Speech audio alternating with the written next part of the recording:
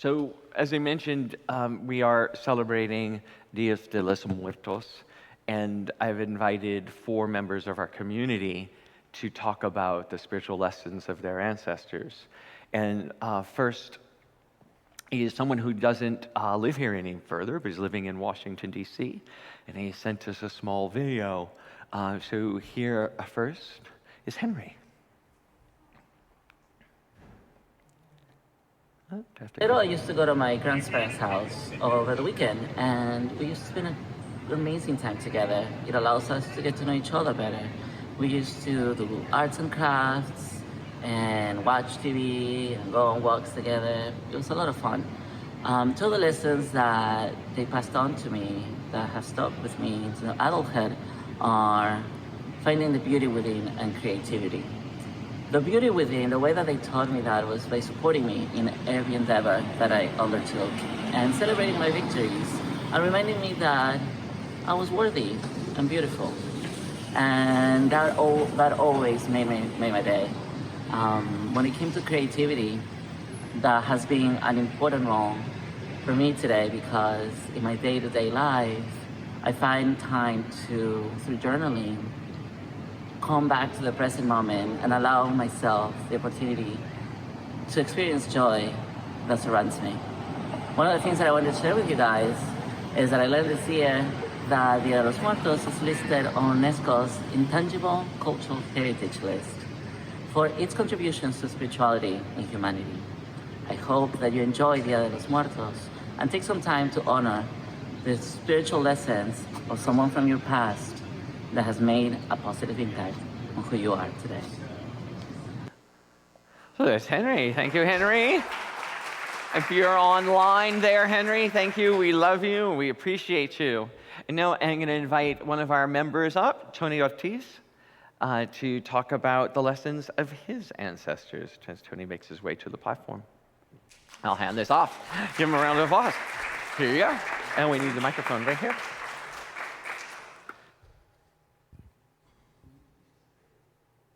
Hello? Okay. I'm just going to get it out there.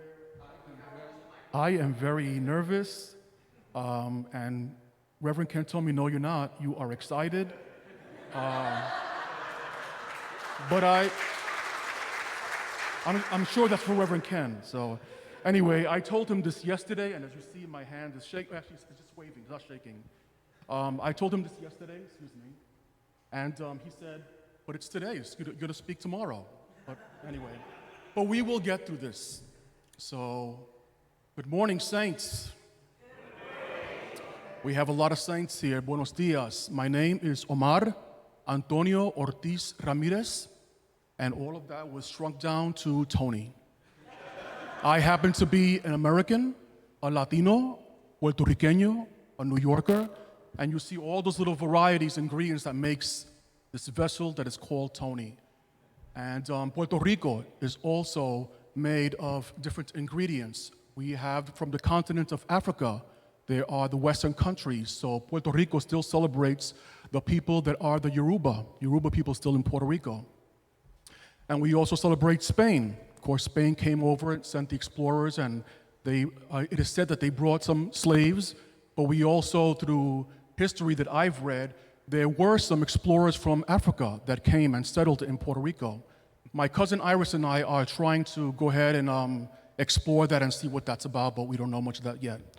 And then, of course, there are 3 populations of indigenous populations that were in Puerto Rico, one of them being the Taino, and Puerto Rico still celebrates the Taino as being the main heritage of the indigenous that were there first before the Spanish arrived and the Africans arrived.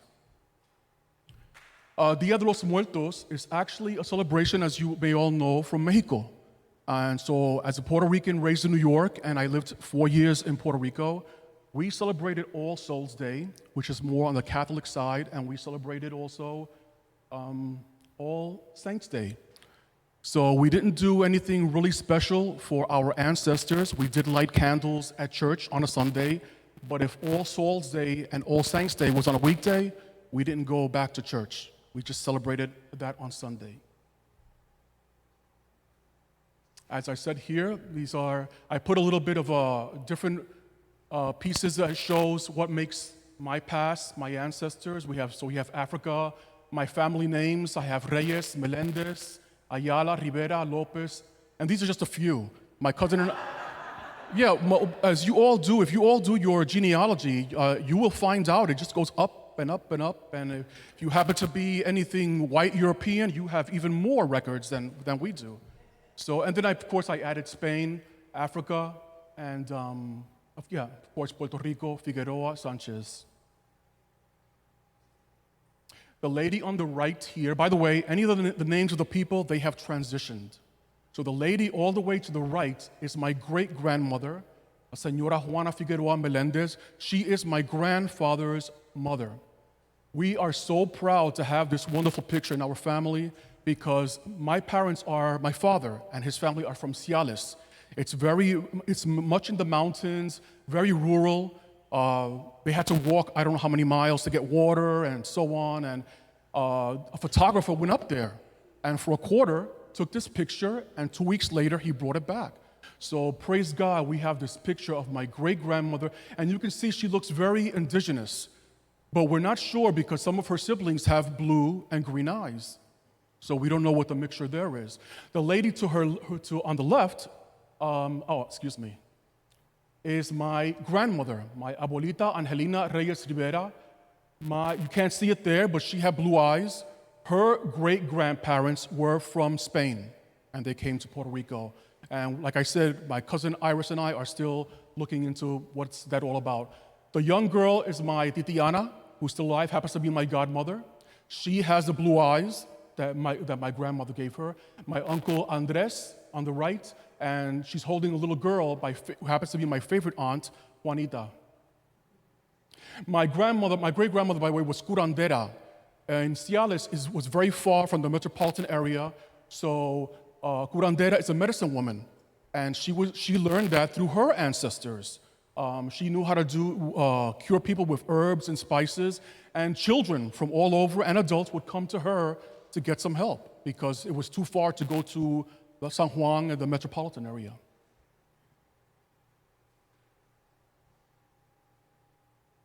And I love this picture because it looks like Hollywood. This is my father on the right, Angel Luis Ortiz Reyes, my grandmother's son. She named him Angel. This is the little girl that you just saw, but you can't see the blue eyes here also, but she has beautiful blue eyes. My tia Ana Maria, and my uncle Andres. My father transitioned in 2016. I'm told he was my great-grandmother's favorite grandchild. She spoiled him, would defend him, would not let him be disciplined by my grandmother.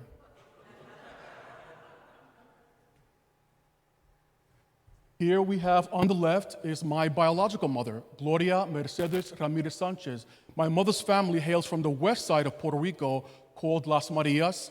Puerto Rico being very Catholic, it's called Las Marias, the three Marys that were at the cross. She passed away, she transitioned, I guess I'll just say it, through suicide. She decided to take her own life. When I was a kid, she has 3 boys, excuse me. I'm ruining my own display here. She had 3 boys, my 2 brothers. I'm the youngest one, and she passed away when I was 8. And then my father remarried, and this is my second mother who raised me, Felicita Trinidad Figueroa, who happens to be from the same place, same town as my father, but in a different area.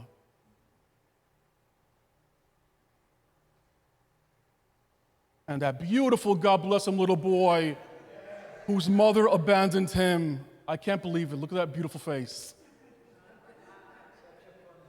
And then here, I know that you cannot read the whole thing, and Reverend Ken and I talked about it, but this is my 23andMe for those who probably are in it, know it. And I wanted to have this, even though you can't read some of it, because it shows all of the past, the blood, the countries that come down now to this. And metaphysically, it shows we really are one. The majority here shows European, Spain, of course, and then we have the indigenous America, and we have West Africa also. But if you see this Ashkenazi Jewish there, so Marty and I are related.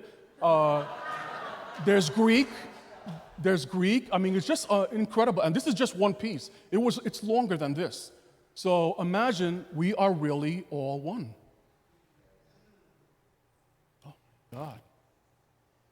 And this comes down to the question that Reverend Ken posed to me about what I have learned or gotten from my ancestors. This is my grandfather, my abuelito Andres Ortiz Figueroa. He is my father's. All of these people are the majority are my paternal family. This is my grandfather on my father's side, who died 2001. He was almost 100 years old. And what I've learned from him that was passed down was integrity. We have little stories about people in that pueblo that, we learned that through culture, people accept machismo. The men go out and do whatever they have to do, being philandry. My grandfather did not do that. My grandfather was very dedicated to his family. During the Depression era, he was a farmer, had his own farm. And during the Depression era, he gave away. He was a farmer of root vegetables. And some vegetables like plátanos grow on a tree, but his mainly was root vegetables, pumpkin, yautía, malanga, all that was root, and he would give it out.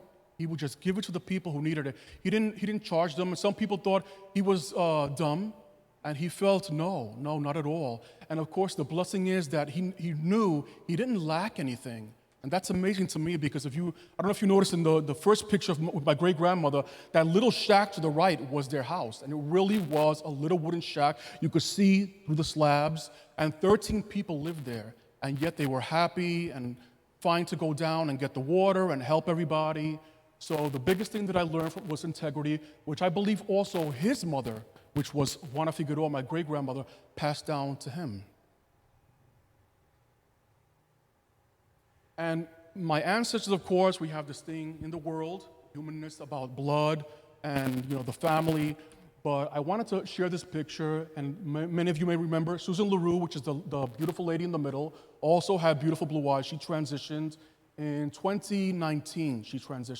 She was a wonderful friend, sister woman, mentor to me, who helped me a lot. And Reverend Ken put us together as prayer partners. And I thought, where is this going to go? And oh my God, what a wonderful blessing. One of the best gifts I got from Reverend Ken was Susan, who transitioned, unfortunately. And you may recognize the lady on the right who's still with us.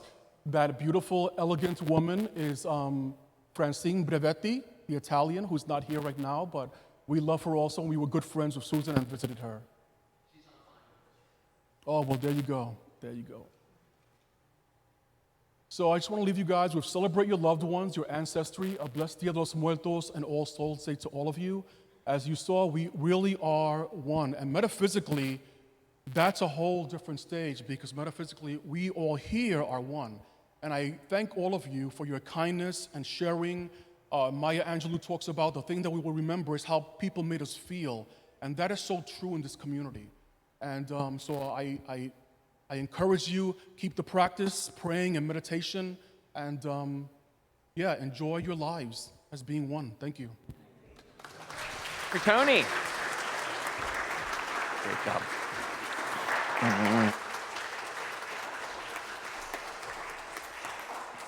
Thank you, Tony. That was wonderful, wasn't it? Whew. Right.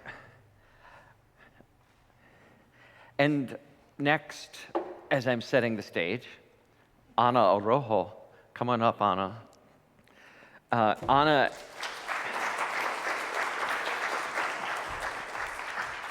this is for you. Great. No, we went back one. Did we have Ana? There we have. Ana. Hi. Hi. Thank you for saying yes. She didn't want to say yes to me. I twisted her arm. Because she told me some amazing stories. We were sitting last week talking about this, right? And I said, what are the spiritual lessons you got from your ancestors? And she brought up one in particular. So first off, let me ask you, where are you from? Where did Salvador. El Salvador. You grew up in El Salvador and then you moved here, right? Actually, I grew up here. And we moved up when I was little, and then my parents kept on separating. They got back together, so we could. Drama. It's, yes, multicultural drama, right? Okay, and so they got back together. So why did you go back to El Salvador then if you were born here, right? Well, I came back to school here and did my high school and college and graduate school, and I got certified as a legal interpreter. And then my father was all by himself down there, so then I went down to take care of him. Right. And that's where I met my husband, and I moved to Costa Rica with my dad. Oh, how beautiful. That's where And what my was your kids were father's born. name? In Spanish, Eugenio, but in English, Eugenio. Eugenio. And that's beautiful. That's Yeah. my son's name, too. I named him after my father. Was your father alive when you named him? No, he had already passed. My son, the one whose name is Eugenio, was born after my After your father dad passed. died. Yeah. So your father means a lot to you. You moved home to take care of him. Yeah. What were some of the lessons he taught you? First of all, he loved me so much, so much. He thought that I was the best thing in the world for him. Isn't he right? And that love that he gave me made me feel so confident of myself. And I guess that's what pushed me to keep on going forward, even after I divorced and had a really bad experience. And just like he loved me, I ended up loving my children and giving them, go for it type of thing. Right. He believed in me. How do you use that today? Today, I think who I am, it's because of the love that he gave me. And I was always perfect for him, and that was not true, I'm sure. So that's what makes me feel now to give that same love to my children, and that makes me feel like I did the right thing, what he taught me to do, Right. to just give love and be confident. And he, at my age, he was still working. Yeah. He had some land, and he worked land in El Salvador. Well, aren't you still working? Yeah, that's what my brother said. No, the thing is that I have been an independent contractor for decades. yeah. And I just accepted an employee job Okay. in Superior Court. And that's when my brother told me, don't you remember my dad just started, now because I was going, oh my God, maybe I'm too old to start. Yeah. That's how old our dad was. Right. So that's another lesson you got, That's that another work lesson. ethic, that idea of putting in your day's work and Exactly. making a difference, right? What did he do? He was a landowner. He would, sugarcane. He Oh, planted wow. sugarcane, and then he sold it to a mill to make sugar. My grandfather was a sugarcane, he wasn't a landowner, he was a worker. That's when he moved to New Orleans. He came from the fields of wow. Louisiana doing sugarcane. Wow. Working on sugarcane. Yeah. Hard work. Yeah. Hard work. Yeah. Papa Daigle had like hands like rocks, from cutting down all the sugarcane. Yeah, my dad was walking around, and whenever I would go on vacation, he would take me, and we would walk all over the fields, Yeah. checking and talking to everybody. So it was like he was doing the work, Yeah. Amazing. supervising. Yeah. So you said that you had your own personal divorce and your own personal trials, but so did your parents, right? Oh yeah. So how your father handled all that? Was there a lesson in that for you as well? That you can see? They ended up together. Huh? Oh yeah. When he died, my mom was right there, and it's like they never separated. Right. Sometimes when relationships seem not to work out, it just means sometimes they've worked out what they need to work out. And it is success in itself. Yeah. That we're all here in this kind of dance with each other to learn the human lessons we need to learn, right? And some people have a great time at it. And some of us, have to go back for more lessons over and over They again. never gave up. Right? They never gave up. So there seems to be a real lesson of love from your dad, Yes. Eugenio. And what was your mom's name? Gloria. Gloria. Is she still with us? Oh, no, she passed in 2012. 2012. Okay. So Eugenio and Gloria. Yeah. We are so delighted that they loved you so much. They did. And that you get to be here and love us so much. Yes, that is so true. Ana Araujo. Thank you.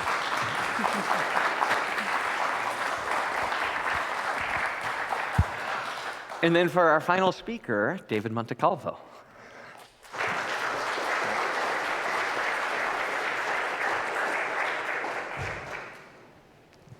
What are you is a question that I've been asked many times throughout my life. And although these were usually well-intentioned, still kind of awkward to answer because it was a very long answer. When I got my 23andMe results, they give you like a map of where all your ancestry's from. And if you look at my map, it's all around the equator. Predominantly, I am Mexican, Filipino, Spanish. My last name is Italian. I think I have like Pueblo Indian in me. I can't even remember all of them. And so all of that, when people would ask me that question, would be kind of hard to say. But even more challenging, though, was that my family didn't really participate in any of these cultures, nor did we speak any of the languages. And so, as you can imagine, as a closeted gay person of color living in the South, I had no sense of identity. And so in 2020, when the whole world was going through a massive shift in global consciousness, I was going through a personal shift in consciousness. I began to embrace my sexuality, I evolved spiritually, and then I wanted to find out more about my ancestry. And so these are the lessons that I learned. My grandfather came to this country stowed away in a boat. And as a teenager in the 1920s, and as he got to America, he learned how to grow flowers. And when World War II struck, he actually watched land for those who were Japanese and were interned. And so he learned that trade. And over time, he built a successful flower business. Then my grandparents, right here, they moved from Texas to Colorado to Wyoming, and then ultimately to the Bay Area to build a better life for their family. And from those two stories, I learned that it's never too late to start over again. I found out that my great-grandmother was a curandera, just like Tony's ancestor. And my mom told me that she would remember that there'd be people coming from all over and coming to the house and meeting with her grandmother. And it reminded me as to why I was so drawn to non-traditional forms of healthcare. I have a degree in public health, and I've worked in social work, and now I work in a church. And I have very spiritual backgrounds and that sort of thing, so that all kind of made sense to me. And then 6 years ago, my father died. And I learned that, well, when he was 57, he just decided that he wanted to go off to war. And he was also in Vietnam, and then he was in the latest Iraq war. And I learned from him that it's never too late to go for what you want. And so I thought about all of these things that make me me, that are in my ancestry, all these seemingly disparate countries that live inside of me. And I thought about it from a metaphysical standpoint and how I could learn to embrace all of the different sides of me, my masculine, my feminine, my spiritual, my worldly. I can embrace all of these things and learn to love myself. And when I do that, I'm able to bring myself fully to the world, and the world is able to be changed that much more for the better. And those are the lessons I learned. Thank you.